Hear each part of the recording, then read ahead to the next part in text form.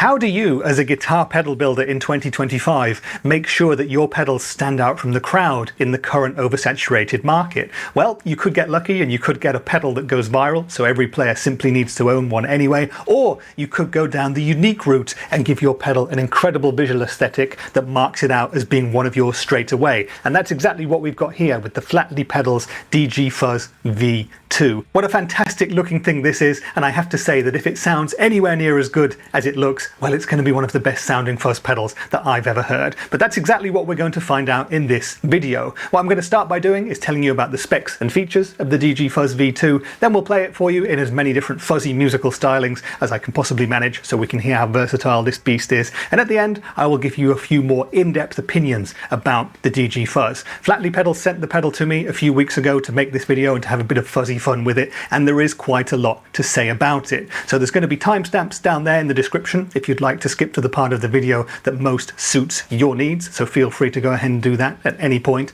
But let's start with those specs and features. Now, Flattley Pedals, for those of you not familiar with the brand, well, they're a British brand based in England, in the United Kingdom, and all of their pedals are handmade by members of the Flattley family there in England. Now, we're definitely in boutique price point category here. This pedal will set you back, at time of filming, 249 Great British pounds. It's currently May 2025. 250 British pounds is about 300 euros and a little bit more than that in American dollars. So definitely boutique price point with this one. But look at it, it really looks fantastic as well, and we can expect it to be incredible quality throughout. Now, the name DG Fuzz does inspire the question, what does DG stand for? Well, if you're a fuzz fan, you may well know a couple of players who use fuzz, who have the initials DG. The one that springs to mind initially for me is, of course, Mr. David Gilmour, who used a Fuzz Face back in the 60s before switching to big muffs and other fuzzes throughout the generations of Pink Floyd. And this pedal is indeed a Fuzz Face circuit, but it also has a simplified version of Flattley's Ace tone booster pedal built into it as well. So it's a Fuzz Face plus a tone booster,